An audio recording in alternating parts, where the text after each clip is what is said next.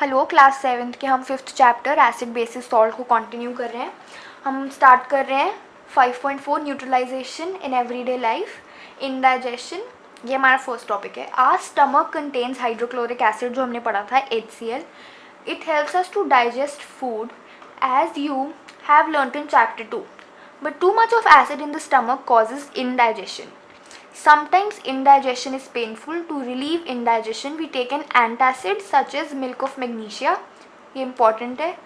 Milk of magnesia which contains magnesium hydroxide. तो magnesium hydroxide जो है वो बेस है, और वो क्या करता है, जो एसिड एक्सेस एसिड है हमारे स्टमक में HCl जो ज़्यादा बन चुका है उसको न्यूट्रलाइज कर देता है। And it न्यूट्रलाइजेज the effect of excessive acid, और इससे जो है हमको जो इंडाइजेशन की प्रॉब्लम है वो क्योर हो जाती है। तो मिल्क ऑफ मैग्नीशिया एक एंटासिड है जो कि क्या करता है, जिसके अंदर मैग्नीशियम हाइड्रोक्साइड है। मैंने ये आपको पिछले लेक्चर्स में बताया था कि हर किसी चीज़ जिसके पीछे हाइड्रोक्साइड लिखा होता है तो वो बेस होती है, और वो बेस ने जो हमारे स्टमक में हाइड्रोक्लोरिक एसिड है उससे रिएक्ट करना है, और न्यूट्रलाइजेशन रिएक्शन स्टार्ट करना है उसको, और उससे क्या होगा, जो एक्सेसिव एसिड है वो ख़त्म हो जाएगा और जो इंडाइजेशन का प्रॉब्लम है वो ठीक हो जाएगा। और अगर हम ये देखें कि एंटासिड क्या है, तो एंटासिड भी एक तरह से इसी का मतलब यही होता है कि एक्सेसिव एसिड को न्यूट्रलाइज करना, वो इसका लिटरल मीनिंग है, तो इसको हम एंटासिड बोलते हैं। ant bite, when an ant bites it injects the acidic liquid formic acid। बहुत इंपॉर्टेंट, ये पेपर में आ सकता है 1 word मार्क, उस 1 मार्क क्वेश्चन में, या फिर फिल इन द ब्लैंक की एंट बाइट में कौन सा एसिड है, फॉर्मिक एसिड है। into the skin, the effect of the acid can be neutralized by rubbing moist baking soda which is sodium hydrogen carbonate, or calamine solution which contains zinc carbonate। बहुत important, ये क्या करते हैं, ये सब भी जो एसिड एंट ने हमारी स्किन के अंदर इंजेक्ट किया है उसको न्यूट्रलाइज कर देते हैं, और जब भी न्यूट्रलाइजेशन प्रोसेस होगा तो हमको जो एसिड से इरिटेशन हो रही है स्किन में ख़त्म हो जाएगी, क्योंकि एसिड और बेस हमने पढ़ा है न्यूट्रलाइजेशन प्रोसेस में दोनों एक दूसरे का इफेक्ट जो है कैंसिल कर देते हैं। सॉइल ट्रीटमेंट, ये सबसे ज़्यादा इंपॉर्टेंट है।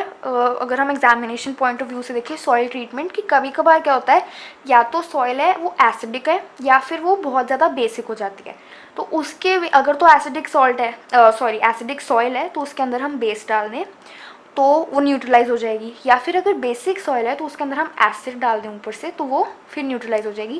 क्योंकि जब प्लांट्स को ग्रो करना है तो उनको ना तो एसिडिक सॉइल चाहिए ना बेसिक सॉइल चाहिए, उनको नॉर्मल सॉइल चाहिए। कुछ प्लांट्स ऐसे होते हैं जो कि एसिडिक सॉइल या बेसिक सॉइल में ग्रो कर जाते हैं, लेकिन सारे नहीं, वो बहुत कम प्लांट्स होते हैं। तो soil treatment, excessive use of chemical fertilizers make the soil acidic. Plants do not, एक तो केमिकल फर्टिलाइजर्स और एसिड रेन, जब एसिड रेन होती है तो भी वो सॉइल को एसिडिक बना देती है, उस केस में भी हमको बेस यूज़ करना पड़ता है वो सॉइल को न्यूट्रलाइज करने के लिए। Plants do not grow well when the soil is either too acidic or too basic. तो अगर मान लो जो सॉइल है वो ज़्यादा एसिडिक नहीं है, थोड़ी एसिडिक है, और आपने बहुत ज़्यादा बेस डाल के सॉइल को बेसिक बना दिया तो भी प्लांट्स ग्रो नहीं करेंगे। वो एकदम न्यूट्रल होनी चाहिए, ना तो उसमें एसिड होना चाहिए ना बेस होना चाहिए। When the soil is too acidic, it is treated with bases like quicklime, which is calcium oxide, or slaked lime, which is calcium hydroxide. If the soil is basic, organic matter is added to it. Organic matter releases acid, which neutralize the basic nature of the soil. Organic matter जो vermi compost है ये भी, और जो compost है ये भी acidic in nature है, तो आप वो भी डाल दोगे तो भी जो बेसिक नेचर है सॉइल की वो भी कम हो जाएगी। Factory waste. The waste of many factories contain acid. If they are allowed to flow into the water bodies, the acid will kill fish and other organisms. The factory wastes are therefore neutralized by adding basic substances. उसके बाद keywords, what have you learned? So acids are sour in taste, bases are bitter in taste and soapy to touch. Acid turn blue litmus red, bases turn red litmus blue. Substances which are neither acidic nor basic are called neutral substances.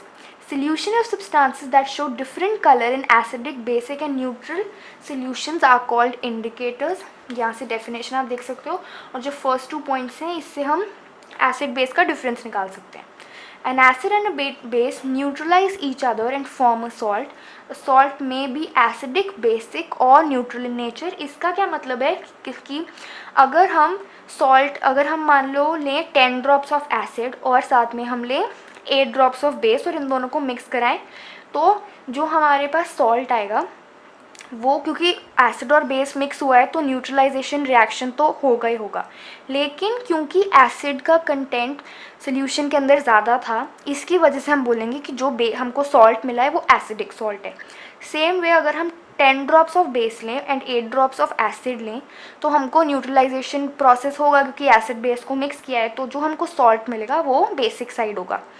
लेकिन अगर हम equal amount of acid and base लें, for example 10 drops of acid and 10 drops of base, और उनको mix करें तो वो एक दूसरे का जो इफ़ेक्ट है उसको कम्प्लीटली नलिफाई कर देंगे, बिल्कुल ज़ीरो कर देंगे और हमको एक न्यूट्रल सॉल्ट मिलेगा। इसका मतलब ये है लास्ट पॉइंट का। नेक्स्ट लेक्चर में हम एक्सरसाइज डिस्कस करेंगे।